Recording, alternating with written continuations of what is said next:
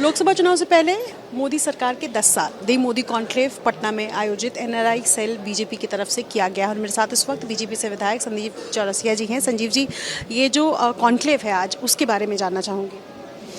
Modi conclave के माध्यम से जो अलग अलग इश्यूज़ हैं, उन्हीं इश्यूज़ के कॉन्क्लेव के माध्यम से रखने का काम कर रहे हैं। रिगार्डिंग टू अलग अलग स्टार्टअप्स का हो, वो बिहार के परिप्रेक्ष्य में कितने बेनिफिशरीज के हुए हैं, रिगार्डिंग टू महिलाओं के उत्थान के लिए हो, इंटरनेशनल पॉलिसीज़ के हो, और प्रेजेंट कंटेस्ट में पॉलिटिकल सिचुएशन क्या है।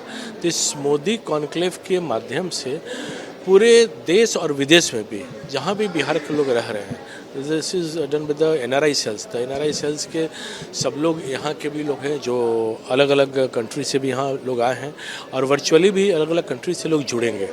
तो उन्हीं इश्यूज़ को और उन्हीं सब्जेक्ट के विषय पर यहाँ चर्चा होगी, व्यूज़ आएंगे, व्यूज़ शेयर किए जाएंगे, और अलग अलग रिप्रेजेंटेटिव्स हैं फ्रॉम द वार्ड काउंसलर से लेकर अपर लेवल तक का सभी लोग हैं। तो सब लोग पार्टिसिपेंट के रूप में यहाँ उपस्थित भी हैं। 10 साल जो पीएम नरेंद्र मोदी के रहे हैं, उसको लेकर के चर्चाएं हो रही हैं, और जो इंटरनेशनल रिलेशंस हुए हैं उसको लेकर कैसे देखते हैं, बीजेपी कैसे देखती है? क्या इस पर भी चर्चा होगी? पिछले 10 साल में जो विदेश नीति जो है, उस पर भी क्या चर्चा होगी? विदेश नीतियों को विकसित करने का देखेंगे तो दो शब्द कहने चाहेंगे कि हमने क्षमता में विकसित किया और हमने ममता में विकसित किया है। कि ह्यूमैनिटेरियन ग्राउंड पे भी जहाँ जो आवश्यकता होती है, रशिया का सबसे बड़ा उदाहरण है कि अगर होता है तो भारत के झंडे के साथ किस प्रकार से यूक्रेन के बाद भी यहाँ भारत माने काम करते हैं। तो आज भारतीय कहीं भी फंसे रहते हैं तो फर्स्ट प्रायोरिटी जो है वो भारतीयता का, भारत का माननीय मोदी जी के नेतृत्व में, माननीय सरकार के नेतृत्व में रहता है कि कैसे भारतीय वहाँ से छूट कर आए। तो मोदी है तो मुमकिन है, और मोदी है तो विश्वास है। तो विदेश में भी लोग रह रहे हैं तो ये विश्वास है कि मैं किसी भी संकट में कहीं भी रहूं, वो क्यों नहीं भारत का एक भी नागरिक रहेगा। तो ये सबसे बड़े इंटरनेशनल पॉलिसीज़ में धमक है कि आज सांस्कृतिक धमक भी है, राजनीतिक धमक भी है, आर्थिक धमक भी है।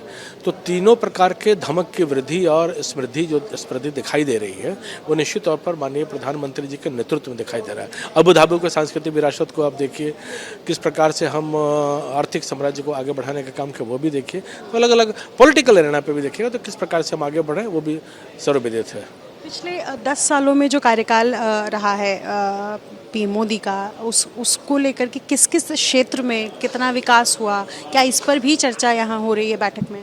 निश्चित तौर पर इंटरनेशनल पॉलिसीज़ के तो हैं, और सबसे बड़ी बात है कि रोज़गार के ऊपर भी अलग अलग स्टार्टअप्स के माध्यम से हो, प्रत्यक्ष रोजगार के माध्यम से हो, 10 लाख लोगों से ज़्यादा के प्रत्यक्ष सरकारी नौकरियां की बात हो, चाहे इकोनॉमी की बात हो कि किस प्रकार से हम 5वें स्थान की ओर अग्रसर बढ़ने के काम में 3रे स्थान तक गए हैं, और हम किस प्रकार से सशक्त और समृद्ध भारत आगे बढ़ने का काम किए हैं।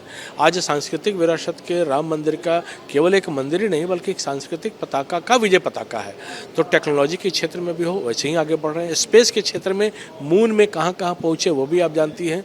तो दुनिया यह देख रही है कि गरीब कल्याणार्थ के लिए, यानी कि पूरी सरकार गरीबों के लिए भी है, पूरी सरकार युवाओं के लिए है, पूरी सरकार 4 जातियां माने प्रधानमंत्री जी जो कहते हैं, किसान, युवा, महिला और निश्चित तौर पर गरीब।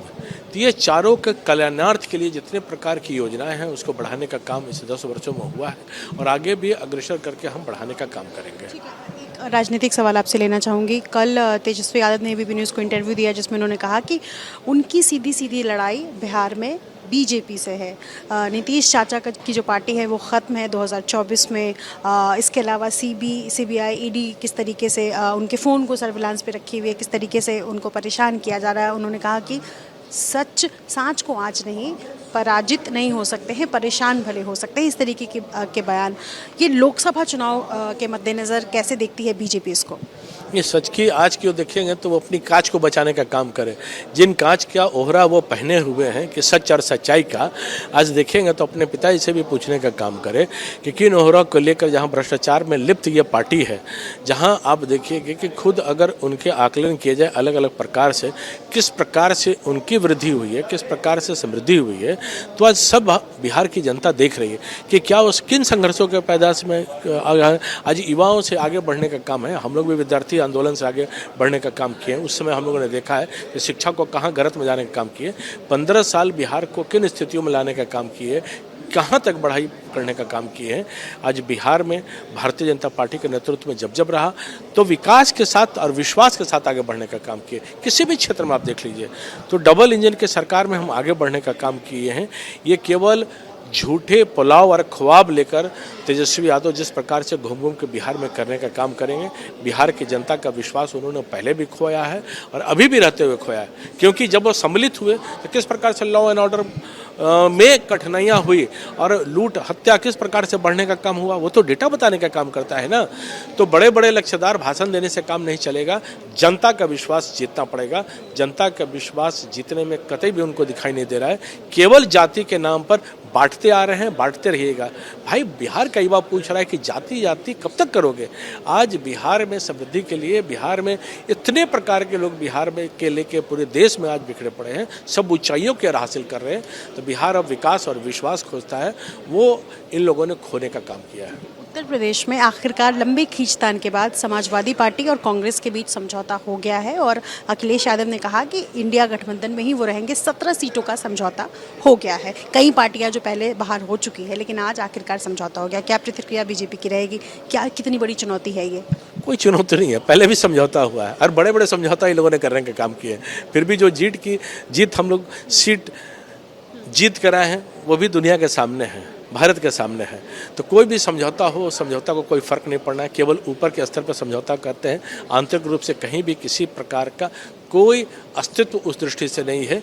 क्योंकि उत्तर प्रदेश की भी जनता, मैं तो सब प्रभारी रहा हूँ, मैं तो सब जानता हूँ कि नीचे तक का विश्वास और विकास जो डबल इंजन के सरकार माननीय मोदी जी, माननीय योगी जी में है, वो अटूट विश्वास है और 80 की 80 सीट हम लोग वहाँ लेने का काम करेंगे।